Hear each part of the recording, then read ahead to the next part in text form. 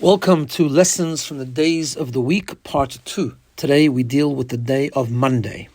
Last week we talked about Sunday, Chesed, giving, whole idea of the foundation of existence, being the idea of light and giving and so on. Today we talk about the second day. The second day is an interesting day in a way. It's a challenging day. It's a troubling day in a way. And let's explore this and see what we can learn from this idea. So, take you back to the beginning of Genesis, when the world was created, and we have the 6 days of creation. On the second day, we know that it says that God created light. On the first day, there was heaven and earth, but the earth was submerged in water. Comes the second day, and God makes a division. He says, let there be a heaven, let there be an expanse over the world, and what that will do, that heaven, it will create a division between the water. The water split. The world's atmosphere came into being, and there's what we call the Mayim Tachtonim. There's the water down here. It was still filling the entire world, meaning there wasn't dry land just yet, and therefore there wasn't an opportunity for growth, but it was just still submerged in water. But part of the water that was filling the whole entire existence divided upwards and is found somewhere above the heavens, so to speak. Whatever that means in scientific terms, I'm not sure. But there's the Mayim Elyonim, the supernal waters, and the waters down here. In other words, what God did on the Monday was created division. And this comes out in quite an amazing thing. That if you look at the 6 days of creation in Genesis, every single day there's an expression that God uses to say that he was pleased with what he created. And it's called Ki Tov. For example, on the first days, it says God saw that all that he created, he created the light, was Ki Tov. Created the sun and the moon on Wednesday, Ki Tov. The only day that does not have Ki Tov is Monday. There's no Ki Tov. There's no it was good. We don't find the word good on Monday. Because what was created on Monday? Division. In fact, the Talmud tells us that machloket, conflict, division, disunity, the conflict between people, that whole idea, that whole concept was created on Monday. Now, we mentioned that the Talmud talks about character traits that are more dominant with people that are born on certain days. And over here we have the idea that someone who's born on a Monday will be a person of anger, be an angry person, will be very easy to ignite his anger and lose his temper. Again, not a very good thing. We know that the Talmud tells us that anger isn't a good thing. Anger is likened to idol worship. It creates division. It's unhealthy, both for the person who gets angry, terrible for the person around the person who gets angry.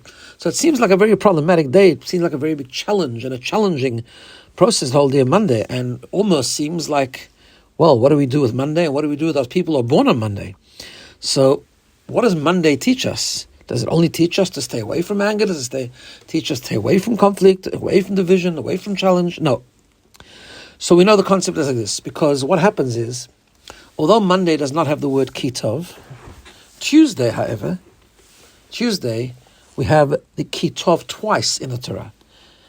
Because Tuesday, God creates, first of all, dry land. He then takes the water which is down here, divides it up into the various oceans, and exposes dry land. Dry land, remember, is a place of growth. It's a place of inhabitants. It's a place where things can happen, things can be produced, things can be accomplished. And that was Ki Tov, that was good. And then he created plants, the growth. Plants, vegetation, trees, all those things that grow from the ground were created from what happened on Tuesday, and therefore Ki Tov is written twice. In other words, what happens on Monday on the surface is bad. It is a challenge. But challenge can be good. Challenge can be an opportunity, and it's up to us to learn how to turn challenge into opportunity.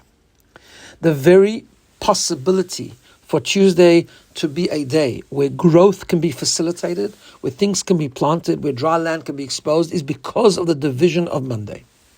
Conflict is not a bad thing. In relationships, for example, we have talked about this many times. Conflict is a catalyst for stronger relationship if it's navigated properly, if it's used as an opportunity. Its conflict and division can be resolved so that the relationship between the two parties is not just restored, but it's even stronger. When people have a relationship, for example, and nothing happens, everything is just fine, everything's peaceful, It's never been tested as an untested relationship. When you can withstand conflict, withstand challenge, withstand difficulties, it becomes an area of opportunity, and it gives birth to greater strength, to greater depth, to greater opportunity. This fits in also, if we talk about the 7 days of the week corresponding to the 7 emotions. We know the first emotion is chesed and the second one is gevura. And gevura, again, is a complicated personality trait. Gevura often gets a bad rap because gevura often when you say chesed, when you say kindness, people always think about the imagery is generosity, compassion, giving, empathy, all those kind of things. Yeah, it's beautiful. But when you say gevura, strength, somehow it depicts, it symbolizes aggression, violence, rejection, kind of a negative strength. A person who's angry is gevura. And yet we know gevura actually means strength, because from gevura comes discipline, comes self-control. Gevura actually, when it's turned into blessings and it's channeled in the right way, and it's channeled in the way of blessing, actually it could become with tremendous strength, and it can produce blessings that are even greater than the blessings that come from chesed. An example of this is rain. Rain in the Talmud is referred to as gevurot kshamim, the strength of rain. It's called gevura. Why is it called gevura? Surely we know water is normally chesed. We know that rain is a tremendous blessing. Why is it called gevura? Because it's a strong blessing, but also because rain is only beneficial when it rains in a way where every drop is separate, is divided up from the other one. Divided again. Division means like almost a conflict, but that division of the rain is a blessing. Talmud says if the rain would just fall on the earth without being divided up into different drops, it would just overwhelm the inhabitants, it would drown us all out, and it would destroy the world. So the gevura actually turns out to be a tremendous blessing. It's the strength of being able to hold back and do it in an organized, fragmented fashion, so that it's beneficial, that it waters the plants, that it enhances growth, and so on and so forth. So another idea. So the same thing. A person who's born on Monday has a personality to be angry. It doesn't have to remain with anger.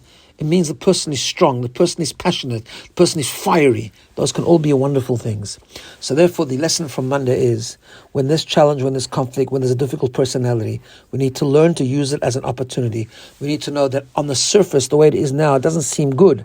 That's why there's no kitov, but it produces a double kitov the next day, because it can be channeled to produce even greater strength, even greater blessing, even greater kitov. Have a wonderful day.